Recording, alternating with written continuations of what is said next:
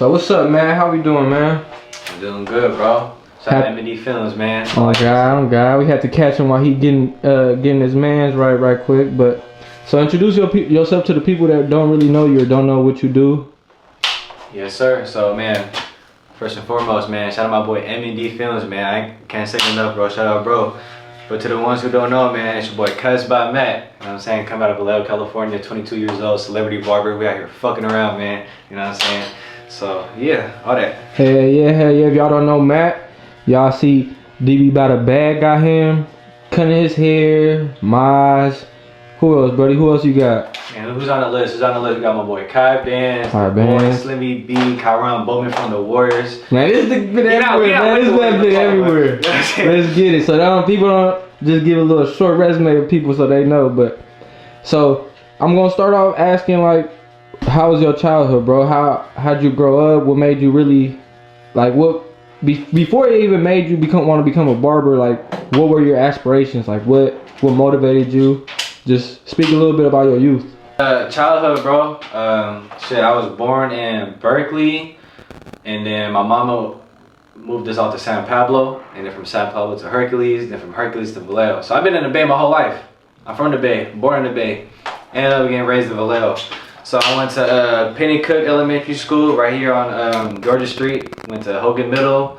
Then I ended up going to Jesse Bethel, and then Jesse Bethel High School. That's where I started developing the passion for this. You know what I'm saying? So, you know how being in high school, you know, everybody's trying to figure out who they are, trying to develop.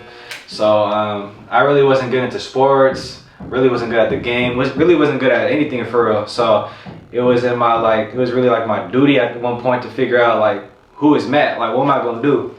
Nah, hell yeah. Being around certain people, bro. I feel like growing up, I always had some type of social anxiety. So, you know, it took a while for me to understand what it's like to be more like in tune with talking to people.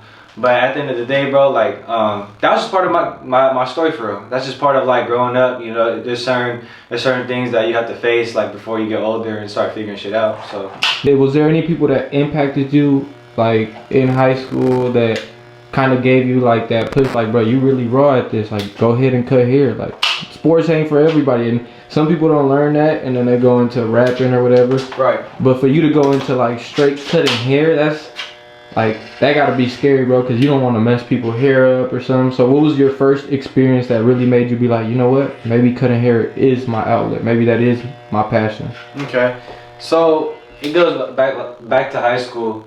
Like I said, bro, I was just trying to figure out like what was for me for real. And then it was about 2015, I just became a freshman. I feel like around like the 2015, 2014 era, everybody was like jacking motherfuckers' hairlines and shit. Like, damn, bro, your line's so goofy. Or like, yo, who cut your shit? Or like, who cut your hair for real? Like, your shit crooked as fuck. Basically, that was like a sig. Like, if you don't know what a sig means like it's a roast. If you don't know what a roast means, it's just like someone making fun of you, trying to talk shit. You know what I'm saying? So around that time, I'm trying to picking up on things like, damn, why is everybody making fun of hairlines and shit? So for the ones that don't know, I'm Filipino. So growing up, my parents, they ain't really know nothing about no barbershop, no blend or nothing. So they took me to the Vietnamese lady, you feel me? So I went to the Seafood City, and I went to the Vietnamese lady, man, $12 haircut, come get right. You know what I'm saying? She talking about something, you want a haircut? You want a haircut? I'm like, hey, I want a haircut, you know what I'm saying? So I was getting haircuts by the ladies, the salon ladies for a while, until I had my first kind of like experience with like getting made fun of and shit. They was like, bro, what's up with your cut, bro? Like, your shit look goofy. So I'm like, all right, y'all making fun of me and shit. Like y'all gotta put me on some game. So I had a couple folks, they told me about a barbershop. So I get to the barbershop, right? It was my first time at the barbershop. And I'm all like, damn, so what do I ask for? I don't know what to ask for. So I'm all like, all right, well, I brought up a little photo on my phone. I was like, can I get this? You know what I'm saying? He's like, oh, you want a fade? I'm like, yeah. Can I get a lineup? Everybody talks about a lineup. I'm trying to get a lineup. Oh, I got you. Boy, that man, bro. Shout out Barber_Mike 707. Hey man, Vallejo, real Vallejo native, bro. Shout out, bro, for real. He gave me my first ever hairline, bro. I'm looking at this motherfucker like, damn, so this what I've been missing out on? Boy, I go back to the schoolhouse, tell myself, oh my God, man, your hairline's so fresh. Oh my God, man, you so crispy.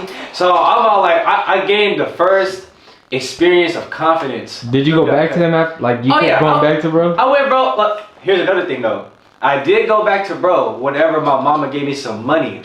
So whenever my mama gave me money, I would go to bro, get fixed up, get cleaned up. But unfortunately, we weren't really the most richest people, bruh. So you know what I'm saying? She has to pay for, you know, all the expenses and stuff. So a haircut wasn't a priority. Oh God. So getting cut by Barber Mike, he was probably my first like motivation. Like, bro, he made me feel so good. Like, that's the whole point about all this shit. Like, you feel great after a cut. Confidence is there more value than money to me, in my opinion. Like, it's the whole point of getting a haircut is confidence. And I don't think a lot of people notice, like, barbers, like, if your barber ain't raw, bro, you finna come out that chair looking ridiculous. Boy, you're gonna be regretting every single decision you done made in your life, boy. Yeah, so that brings me to my next question, bro. What made you really start, like, once you got that haircut, what made you be like, you know what? I want to make people this happy. I want to make, for the people that don't, like, got that confidence, because in reality, barbers build confidence, bro. Right. Like, if it wasn't for if it wasn't for the barbers out there, bro, half of these people out there wouldn't be talking to females like they do. Right. You feel me? So what motivated you to, like, you know what? I want to give other people this feeling. Okay. So it just goes back to saying, like, I didn't really have money like that to begin, like, you know, cuts on a daily basis. But everybody wants a fresh cut. So back in, like, I'm gonna say freshman, sophomore year, that's when I kind of like had a development of like, I see all my friends, you know what I'm saying, everybody looking dumb. These are my guys. And then at the end of the day, you are who you surround yourself with. So we all looking dumb, you know, no good cut, no fresh line, whatever. And then I'm all like, man, like, I want to make a difference in this, bro. Like, there has to be a way for me to like help this out, because if I can see Mike do this in 20-30 minutes and all of a sudden now my confidence up, I know I could probably go on YouTube and search something up. Mind you, around this time, 2015, 2016, this is when like YouTube is like, you know, on the uprise for real. Everybody's, you know, dropping tutorials like 360 Jeezy, Vic the Barber, etc. Those guys, they had YouTube videos on how to cut hair. So around that time, who we will talk about, because you got to meet 360 Jeezy, right? We will talk about that later. Don't act like I don't know, but I used to have waves, so you feel me? I know a little bit about them guys over there. So, hey, but yeah, shout out, bro. But yeah, bro. So I looked at like not necessarily a struggle, but I just seen like the challenge, like not the challenge. How do I say? More just like. What was missing? What was missing? You know what I'm saying? Guys, yeah. Exactly. So I was like, bro, we just need some fresh ass cuts. It would be smooth for real. So I went on YouTube, searched up a couple tutorials and shit, and shit, bro. Honestly, I got the motivation from seeing people like really change lives on the YouTube tutorials. I had to do it to my friends, bro. You know what I'm saying? Just to keep it simple, bro. Cause like, I don't know. I felt like without these cuts, like you just said, bro, not too many people would feel as confident, you know? I feel like the motivation just came from myself. Like, I see how good I was looking through the cuts. I was like, bro, if all of us look like this, we'd all be more happy, bro. Oh, God. So that was really it, bro, for real. So, the background story behind school for real, well, barber school anyways, is that I actually went to a apprenticeship school. They closed down, though, but they were called the NorCal Apprenticeship Program. So what the apprenticeship program is, compared to an actual barber college, you go to school once a week, and you go to a barber shop, and then you have the owner of the shop mentor you, and you bring in a log. So then when you bring in the log, it has a list of things that you have to get done. Example, like Matt cut like 2 heads today. Matt did this today. Matt practiced this today. The owner of the shop will sign all that off, and then every week you bring it back in and they'll check it off. So to answer the question, how did, you know, school really impact my knowledge on everything? I'm gonna be honest, it really didn't like affect or like bring more skill to like my overall career or like even my knowledge, but more it gave me awareness of like how like important it is to know that like there's people out there that don't know what they're doing, but they'll go into barber school like trying to basically create a life, whether it's barber college or apprenticeship program. Even an apprenticeship program, I would consider that more like an intermediate school, meaning like, y'all good? I'm sorry. But yeah, so like basically an apprenticeship program is for more like intermediate people. So that's like if like, for example. Did you go in knowing like how to cut a little bit of hair before you went to the program? Yeah. Yeah. So, and that's the thing.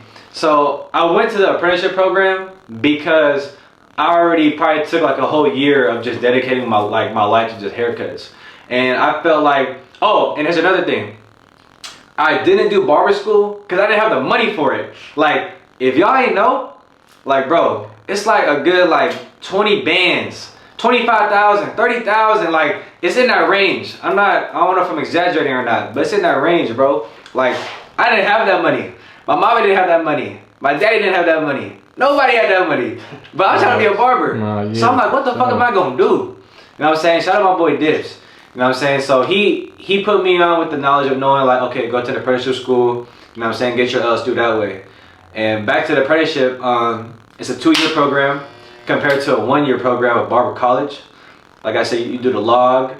They'll teach you the basics of how to pass the test, which is the state board. I think just 2022 they made a new law regarding that. The Barber College will just now be, or not the Barber College, but the state board will only be needing the written test. So for the ones that know, it's usually a written test and then a physical. The physical is when you're around like a bunch of like, I don't know, like judges, teachers, judges type stuff, and they watch you pretty much like do certain shit like perms, haircut, scissor work, shear work, chemical work, sanitation work, etc. You don't gotta do that shit no more. It's so it's easy now. Yeah, it's so yeah. easy, bro. And it's half the time too. Yeah. So like, you know what I'm saying? So the written, as long as you paying attention to what you like in the books and stuff, then you should be in the dough. You know what I'm saying? But from my perspective, my end, you know what I'm saying? I always recommend everybody, if you feel like getting a license will help you will help benefit you, please get that. Like, by all means. I think every barber should have their L's or even try to get it. But I'm gonna tell you this right now. Them L's don't mean shit, bro. If you can't cut hair, bro, you gotta love this shit. You feel me? The first L you gotta get is love for this shit, bro. Fuck the bullshit, bro. Oh God. Them licenses don't mean nothing, bro. Look at the world, bro. Everybody got their driver L's. Can't drive, motherfuckers be weird and shit. I'll just tell you on the way over here, bro. Oh God. It's the same concept, bro. You gotta have a passion before you get the L's. The L's is just to help you financially, professionally, to give your clients an awareness of like, of professionalism. You know what I'm saying? That's what the L's is for. But overall, the L's don't mean shit if you don't mean shit. You know what I'm saying? Yeah, cause I'll tell you right now, I done went to a couple Mexican spots and they had their L's and they done tore my hair up, bro. So I'm already knowing. But alright, after you passed like your state